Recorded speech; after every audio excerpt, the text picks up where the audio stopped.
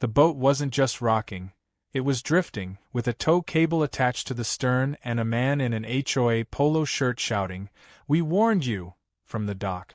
I stood barefoot on my deck in boxers and a coffee mug in hand, blinking at the absurdity unfolding before me. My 26-foot pontoon was being slowly pulled away, ropes squealing against the dock cleats, while two HOA enforcers tried to act like they were conducting some sort of FBI-level sting operation. But what they didn't know, the part that would flip their smug little mission into a full-blown disaster, was that I owned the lake. Not just the boat or the dock or the shoreline. The entire lake. All of it. The water they were standing next to? Mine. The fish swimming beneath their feet? Mine. The rights, the access, the deeds? All mine. And they had just committed trespassing, theft, and unlawful interference. I calmly sipped my coffee and muttered, "Well, this is gonna be fun." It all started a few days earlier with a letter. A crumpled white envelope wedged under my door, hand-delivered and overly perfumed like someone sprayed it with passive aggression number 5. Inside was a printed violation notice from the HOA. Your boat has been found in violation of community standards and must be removed within 48 hours.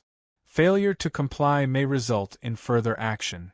The letter was signed by Karen Littleridge, HOA president, underlined twice with a loopy signature that somehow looked angry. I hadn't heard of any issues with the boat, and given it was anchored 20 feet off my own dock in the water I literally paid property tax on, I figured it was just a mistake. A neighbor misunderstanding. Maybe a rookie on the HOA board flexing too hard. I underestimated them. The next day, Karen herself strutted up my walkway in a neon windbreaker and clipboard combo that screamed power trip. She tapped her pen against the porch railing while I stood with a wrench in hand, mid-fix on my barbecue smoker. "You've received the notice, yes?" she asked, scanning me like I was the yard gnome in violation. I nodded. "Got it. Thought it was a mistake. The boat's not on HOA land." Karen scoffed. "The lake is a shared amenity and must be aesthetically consistent with community standards." I blinked. "Aesthetically consistent? Your vessel is an eyesore. It's a pontoon boat. It's literally beige." "Well, beige isn't in the HOA-approved lake palette. And it's blocking the sightline from my yoga deck." There it was. I'd heard from neighbors that Karen had installed a backyard yoga platform and began most mornings with deep breathing, green smoothies, and shouting at squirrels. Apparently, my boat had become her new target. I politely explained that the lake wasn't part of the HOA's jurisdiction and that I owned it outright, title and all. She narrowed her eyes like I'd just claimed to be king of the moon and waved her clipboard like a wand. "Then we'll see how you feel when it's towed." I laughed. Not mockingly, just genuinely amused. "Good luck with that." I assumed the absurdity would end there. Surely, they wouldn't follow through. But the HOA had recently gotten bold. Ever since Karen took over, they'd installed unauthorized security patrols, handed out lawn citations for flower pots, and even fined a neighbor for unapproved dog enthusiasm during a barbecue. That's why, on that ridiculous morning, I found myself watching two HOA guys actually trying to drag my boat away while Karen supervised from the dock with a walkie-talkie and a smug grin. "You're going to want to stop," I called out to them. "You're already way past illegal here." One of them shouted back, "We're acting under the authority of the HOA." I raised my voice. "And I'm acting under the authority of lake ownership. You're trespassing on private property." Karen laughed. "Don't be ridiculous. No one owns the lake."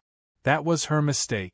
I walked back into the house, pulled a thick blue folder from my safe, and returned to the dock holding the documents that proved, beyond a doubt, that I had purchased the lake years ago. It had once belonged to a failing golf resort, and when they closed down, I snagged the lake and surrounding water rights for a song. No one cared back then. No one noticed. Until now. The moment I stepped onto the dock and held up the deed, Karen froze. "You're bluffing," she said, voice cracking. I handed the papers to one of the tow crew members. His eyes scanned the document. "Ma'am," he said cautiously, "this says he owns the entire lake." Karen snatched the papers, flipped through them in a panic, and then shoved them back into my hand. "This doesn't mean anything. The HOA bylaws don't supersede county-level property deeds," I interrupted. "You want to talk about legalities? I can have the sheriff here in 15 minutes. Karen's face flushed deep red. She signaled to her crew, who began the clumsy task of untying the boat and slinking away. The cable splashed into the water as they backed off, defeated. I stood there, watching them retreat, not angry, just quietly amazed at how far entitlement could stretch. But it didn't end there. Later that day, I found a neon orange violation sticker on my mailbox.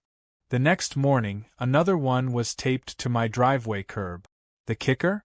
One of them was slapped onto a duck that had waddled up to my boat. I kid you not, Karen had labeled a duck. This wasn't enforcement. This was war. By that evening, I had Ellie over. She was a retired Coast Guard captain who now ran fishing charters and liked beer more than rules. I told her the whole story, and she nearly spit her drink across the dock. "Wait," she said between laughs, "they tried to steal your boat off your own lake? Are they out of their damn minds?" "Yes," I said. "Yes, they are." "Then it's time," she said, standing with a salute and a grin. "We mobilize." I didn't know what that meant at the time. But I had a feeling this was about to get very, very interesting. The next morning, I woke up to the sound of engines rumbling near the shoreline. I stepped onto the deck of my boat with a toothbrush in my mouth, only to find the HOA had escalated things even further. A barge-like flatbed boat was floating awkwardly near my pontoon, with a couple of hired workers trying to look professional while holding clipboards and measuring tape. Karen stood at the edge of the dock in a bright orange vest labeled Lakefront Enforcement Officer, like she was preparing to conduct a military raid rather than harass a man drinking instant coffee in his pajamas. The workers looked confused, especially when they noticed I wasn't exactly panicking. I waved casually and spit the toothpaste into a cup. "What's this now?" I called out. Karen responded in the most official voice she could muster. "You are in continued violation of the HOA Lakefront Beautification Initiative. As of this morning, all unapproved aquatic vessels are being documented for potential removal." "You mean boats?" I said, deadpan. She ignored the sarcasm. "Your vessel lacks conformity with the neighborhood's approved aesthetic code. That includes tone, form, and positioning." One of the workers leaned toward her and whispered something. Karen hissed at him and waved for him to keep going. I could tell they hadn't been fully informed, probably told they were measuring for landscaping or something innocent. I turned to grab my camera and took a few photos of the scene, making sure to include Karen's ridiculous vest and the confused expressions of her hired crew. This wasn't just an attempt to enforce rules. This was a circus. And if it was a circus she wanted, I'd give her one with elephants and fire breathers. Later that day, I called Ellie and told her to assemble our dream team. She brought over Raj, a soft-spoken but sharp-eyed hydrology professor who was a walking encyclopedia of water rights and land use law. Raj had the uncanny ability to read legal documents like bedtime stories and catch things no one else could. He showed up with a laptop, a binder, and a roll of lake maps from the 1980s like he was preparing for a courtroom drama. Linda joined us as well. A former HOA lawyer-turned-real estate specialist, she had left the profession after dealing with too many people exactly like Karen. She now spent her days kayaking, sipping whiskey, and occasionally suing people who didn't understand what private property meant.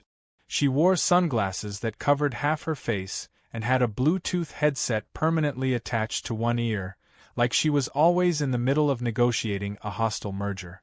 We sat at my kitchen table going over the documents while Karen and her squad continued their nonsense outside. Ellie passed around beers while Raj traced the original boundary lines of the lake, pointing out key details about water access rights, ownership easements, and riparian buffers. Linda confirmed it all. Every action the HOA had taken so far was not only invalid but potentially prosecutable. They were issuing threats and taking enforcement actions on property they had no legal jurisdiction over. Worse, they had crossed into full-blown trespassing territory with their barge stunt. But things got even more ridiculous that afternoon. As we watched from my living room window, a buzzing sound began to fill the air.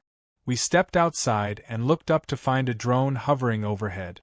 It zipped around my boat, zooming in on details like the paint, anchor, and even the beverage cooler on the top deck. Karen stood on her lawn across the street, holding a phone and smirking like she'd just launched a spy satellite. "Surveillance drone," Ellie muttered. "How cute." Linda didn't say anything. She just walked to her car, pulled out a long silver case, and returned with what looked like a pressure washer with a modified nozzle. Without a word, she walked to the dock, aimed at the drone, and sprayed a high-powered blast of water directly into its path. The drone sputtered, flipped once, and spiraled into the lake with a sad splash. Karen screamed from the shore. "That's a federal offense," she shrieked. "Then report it," Linda replied. "And I'll report you for illegal aerial surveillance over private property." Karen stood frozen for a moment, then turned and stormed back toward her house, fuming. I knew this wasn't over. If anything, this was the beginning of her next escalation. She'd try again, probably harder this time, and we had to be ready. By evening, the ridiculousness had reached new heights. Karen had installed laminated signs at the neighborhood entrance reading, "All lakefront views subject to HOA standards. Unapproved vessels will be reviewed." Someone had drawn a cartoon of my boat on one with devil horns and an anchor that looked suspiciously like a middle finger. I found it hilarious. So did half the neighborhood, who began taking selfies with the sign and tagging me on social media. The hashtag #PontoonGate started trending locally. People were sending me photos of their boats with captions like, "Am I HOA hot yet?" and "Guess who's beige and beautiful?" But not everyone was laughing. A few residents, particularly those with expensive lakefront homes and a history of snubbing Halloween trick-or-treaters, began calling HOA meetings, demanding action. Karen fed their panic by spreading rumors that my boat was polluting the lake, attracting rowdy parties, and devaluing property. None of it was true, but the panic worked. The HOA held an emergency meeting to discuss a new set of lake rules they wanted to pass immediately. These rules included bans on anchoring within 50 feet of the shore, a required application for floating structures, and mandatory color matching with the neighborhood's natural tones. They planned to pass it all with a community vote, one I wouldn't be allowed to participate in because, according to them, I wasn't under their jurisdiction. That part was actually true. I wasn't under their rules. But they weren't under mine either. At least not yet. I called Raj and asked, "Is there a way to force their hand legally?" He nodded slowly, a sly smile forming. "Yes. But it's going to take some planning, some timing, and a very public embarrassment." I sat back in my chair and looked out at the lake. The sun was setting, casting a warm orange glow over the water. My boat gently rocked in place, unbothered. For now. I took a deep breath, already imagining the headlines. If Karen wanted a battle for the lake, she was about to find out what happened when the lake fought back. The HOA didn't waste any time. By sunrise the next morning, a new email had gone out to the entire neighborhood titled, "Urgent. Special Community Vote, Lake Regulations." It was full of bureaucratic jargon and emotional manipulation, warning residents that the integrity of their lakefront views and property values were under threat by non-compliant structures, which was just a fancy way of saying me and my boat. The vote was scheduled for the coming Friday, held in the community clubhouse, and only recognized HOA members in good standing. Naturally, that excluded me, since I wasn't technically part of the HOA. But that detail didn't stop them from voting on rules that would directly affect my property, my lake, and my daily life. They were playing a game of pretend politics, Only they didn't realize I had already rewritten the rulebook years ago when I bought the lake. That afternoon, I decided I wouldn't wait for Friday. If they wanted a show, I'd give them a full-blown matinee. I dressed in my best khakis, a pressed collared shirt, and tucked my lake ownership folder under my arm like a lawyer heading to trial. Ellie, Raj, and Linda met me on the porch. Linda even brought popcorn, claiming she wanted to be snacking when Karen's head metaphorically exploded.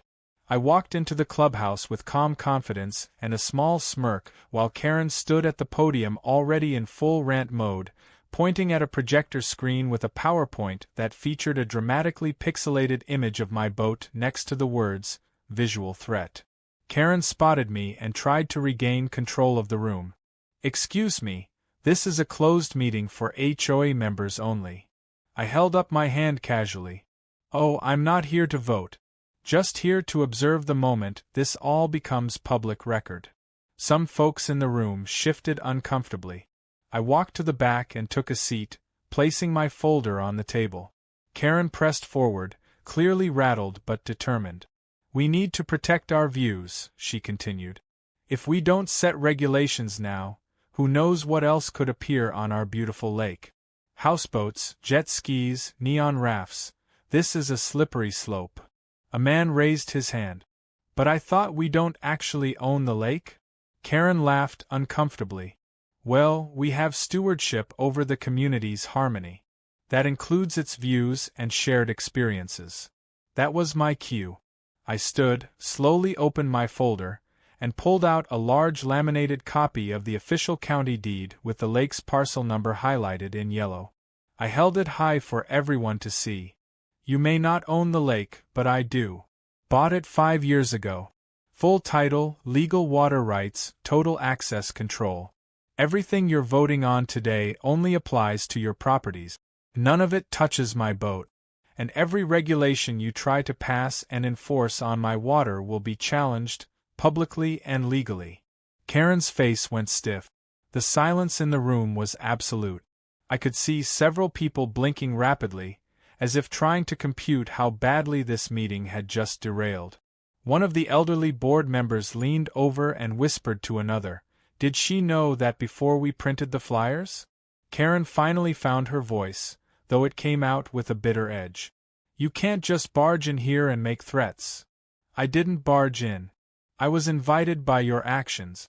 And these aren't threats, they're facts. I suggest you check them with your legal counsel." A murmur rippled through the room. A few residents slipped out, clearly embarrassed. Others remained, some curious, some angry, some just there for the spectacle. I turned and walked out, not needing to say anything else. The deed had done its job. But Karen wasn't finished. Not by a long shot. Later that week, a folded slip of paper arrived in my mailbox, stamped with the HOA logo but clearly not official. Inside was a notice of violation, with a red X over a photo of my boat. The note read, "Your vessel does not have a valid lake access permit per community standards. Cease operation immediately." The best part? It was signed with Karen's initials and a bold heading that read, "Issued under HOA Lake Authority."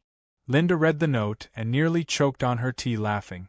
Raj took one look and pulled out a permit verification system he had coded for fun during the pandemic. It checked county records, legal databases, and water management logs. "This isn't even a real permit," he said. "This was made in Canva. Look, there's still a watermark in the corner." We decided to scan the whole thing and include it in our mounting case. Because yes, we had started building one. If Karen wanted to escalate, we would too, but with strategy, documentation, and enough counterpunch to flatten her entire circus act. But before we got to court, I had one more card to play. If they were going to keep acting like the lake was their turf, I was going to remind them exactly whose turf they were trespassing on. I organized a Lake Owners Appreciation Night and invited the entire community. No official flyers, just word of mouth, digital invites, and signs that said free drinks, food, and music, hosted by the guy who owns the water. Ellie brought her band. Raj set up projectors to play old family movies on a canvas screen by the shore. We lined the floating dock with solar lanterns and lit up the lake like a mini festival. Neighbors came by the dozens. Families brought kids. Retirees arrived in golf carts. Even people who had previously sided with the HOA showed up quietly, holding plastic cups and nodding their heads to the music. Karen, of course, did not attend. But that didn't stop her from calling in a noise complaint halfway through the evening. 2 HOA volunteers showed up and told us we were violating Section 14B of the Community Quiet Hours. Linda smiled and handed them a folder of her own, documents showing the lake wasn't governed by the HOA, including past complaints dismissed by City Hall. They left in awkward silence. The best part of the night? A guy I'd never met before shook my hand and said, "We've lived here 10 years. This is the most fun we've ever had at this lake. Thank you for reminding us that it's not supposed to be a battlefield." I nodded and looked out at the glowing water, the dock bouncing gently under dancing feet, and I knew the message had landed. Not just with the HOA, but with everyone else. The lake belonged to the people who loved it, not to the ones who tried to control it. The next day, a new rule passed by the HOA appeared in my inbox. No floating structures permitted within visible range of shorelines. I chuckled. Karen hadn't learned. But she was about to. Because the documents we'd prepared, the real legal ones, were ready to be filed. She had no idea what storm was coming her way. The filing went in on a Monday morning. Linda and I drove together to the county clerk's office, documents neatly tucked in a legal folder, everything signed, stamped, and organized in chronological order. The complaint wasn't just about harassment, it was about illegal enforcement, misuse of HOA authority, defamation, and attempted seizure of private property. Raj had compiled a detailed report on Karen's attempts to fabricate non-existent lake regulations. Ellie had submitted video footage of the HOA barge attempt and the drone surveillance incident, and I attached a full photo log of every violation notice taped to my property, including the infamous sticker that had somehow ended up on a duck. It wasn't just petty nonsense anymore. This was a case, and a strong one. Linda smiled as she slid the packet across the counter. Let's see how she likes playing by actual rules. 2 days later, I noticed something strange outside my kitchen window.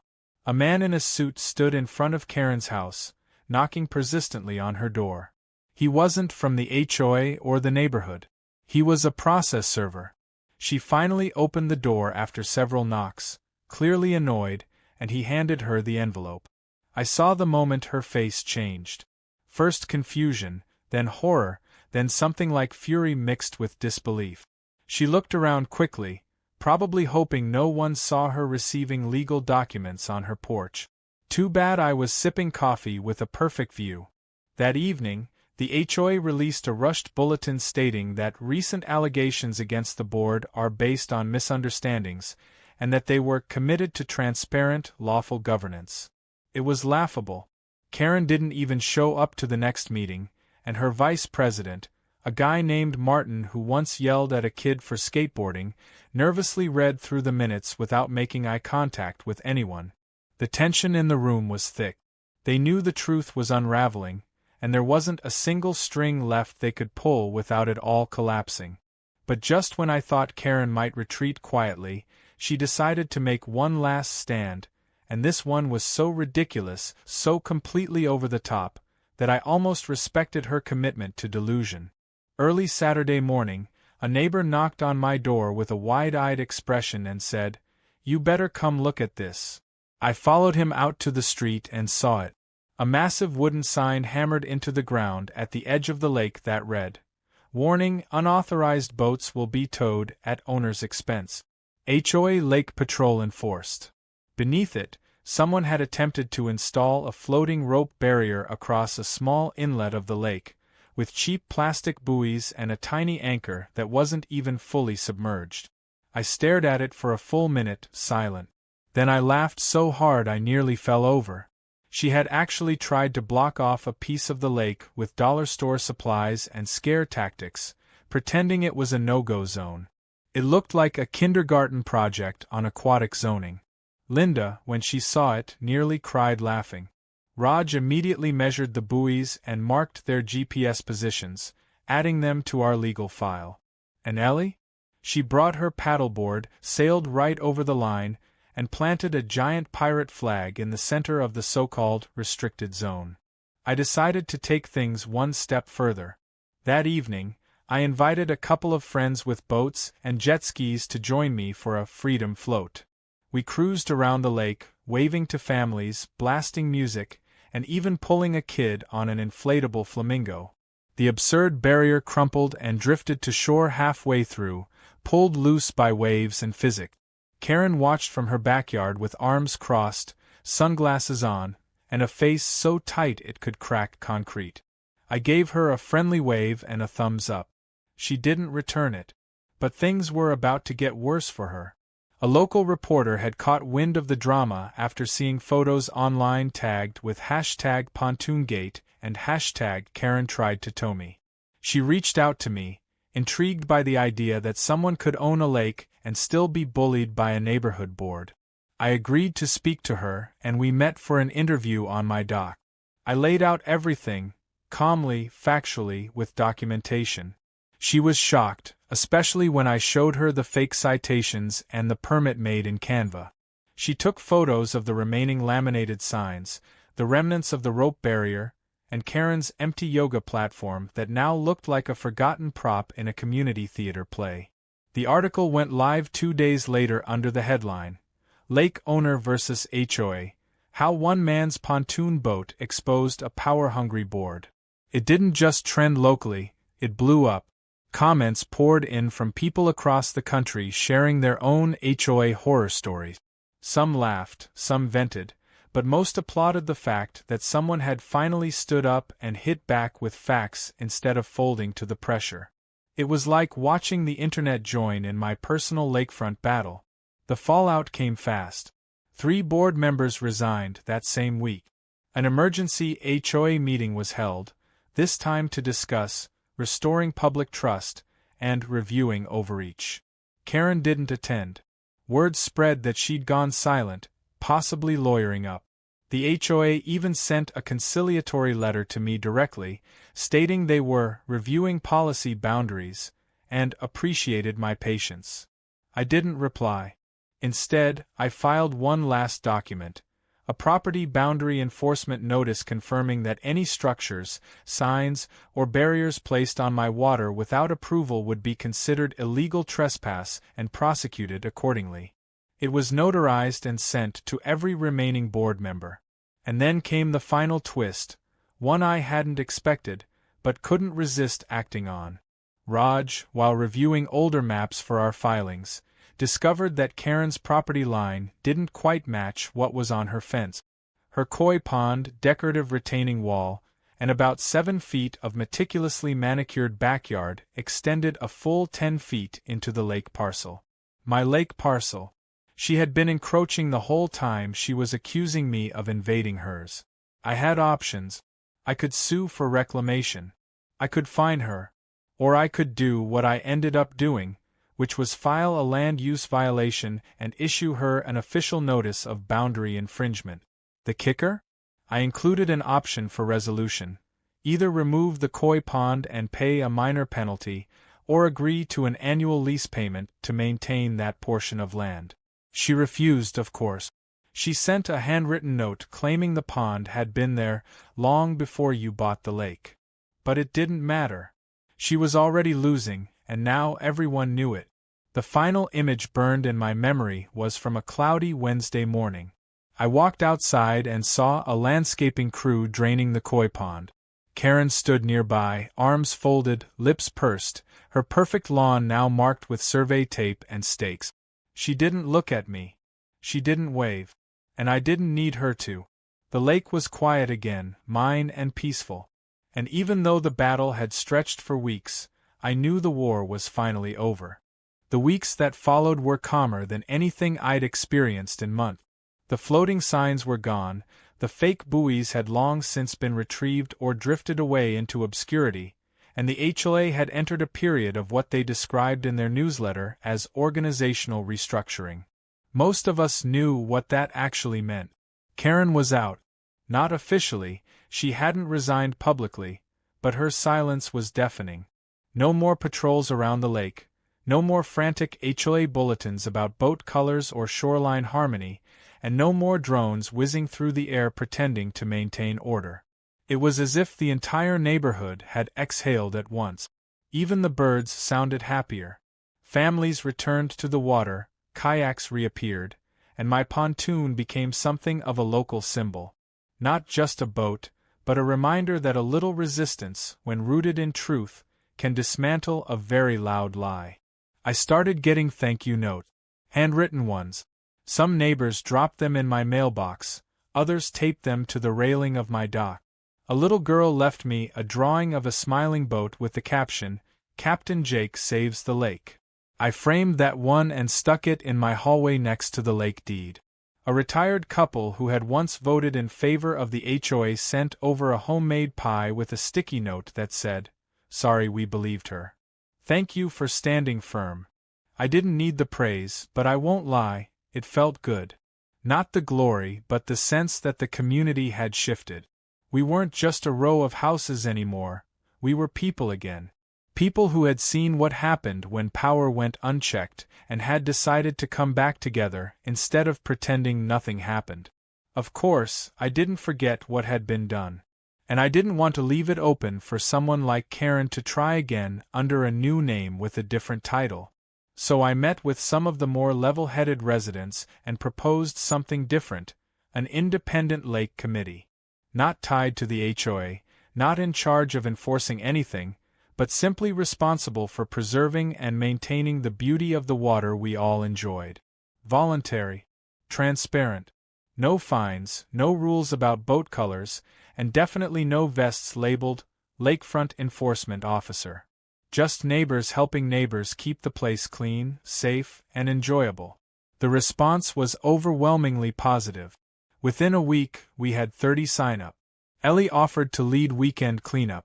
Raj set up a basic water testing station to monitor the ecosystem and ensure nothing harmful was leaking into the lake. Linda drafted a charter that fit on a single page, one that couldn't be twisted or manipulated. We even created a small online dashboard where people could report debris, request help with maintenance, or just share photos of sunsets and family fishing trip. It felt like what a neighborhood should be, collaborative, not controlling. And yet, Karen wasn't entirely done. One last envelope arrived in my mailbox. No HOA stamp. No return address. Just my name in looping cursive, sealed with cheap gold foil. Inside was a handwritten letter. Short.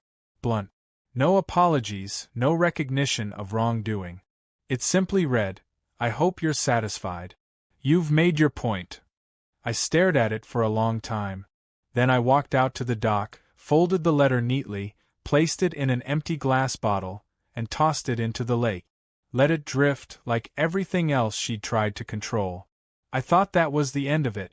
But a few days later, something curious happened. A boy riding his bike flagged me down and handed me a waterlogged bottle with a grin. "This float up near my dock. Thought you'd want it." Inside was the same letter, now damp and a bit smudged, but still legible. It felt like the lake itself had rejected it, like it didn't want her words in it any more than I did. I tossed it again. This time I watched it until it disappeared into the far trees, knowing it wouldn't come back. Then came the real surprise. A few weeks after the lawsuit dust had settled, I received a call from a local zoning official who'd been following the media coverage.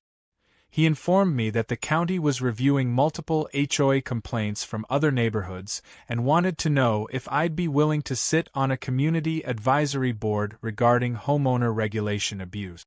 I almost laughed into the phone. Me? The guy who was nearly towed off his own lake? But then I realized maybe that was exactly why they asked. I said yes. I figured if there was ever a chance to help others like me avoid the ridiculous circus I'd endured, I'd take it. On the first warm Saturday of spring, I hosted a relaunch party for the lake.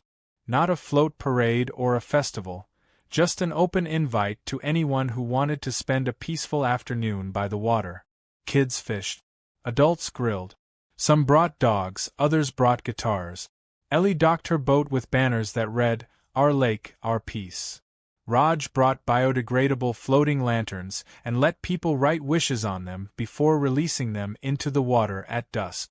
One lantern drifted a little longer than the others, its candle glowing softly as it glided past my pontoon. I don't know what the wish was, but I like to imagine it said something like, "Let it stay this way." And it did. The lake became calmer. Not just in water, but in energy. Even those who had supported Karen began showing up at cleanups or bringing snacks to meetings. Whatever bitterness had existed began to fade, not because it was forgotten, but because people had seen the alternative. They'd seen what happened when rules became weapons and neighbors became enemies. And they had chosen better. As the sun set that evening, I sat on my boat with my feet up and a cold drink in hand. The lights from the dock shimmered across the surface, and the sounds of laughter echoed from nearby yards. It was peaceful, honest, and completely free of laminated signs, fake citations, or walkie-talkie patrols. I smiled and leaned back, staring up at the open sky. This wasn't just a win. This was a reclamation. Of space, of sanity, and of the quiet power of standing your ground when someone tries to take what doesn't belong to them. Karen had underestimated me. The HOA had tried to bully me. But in the end, all they did was remind me exactly why I bought this lake in the first place. It wasn't for power. It wasn't to prove anything. It was to preserve a place where peace still existed. And now that peace wasn't just mine, it belonged to everyone who had the courage to defend it.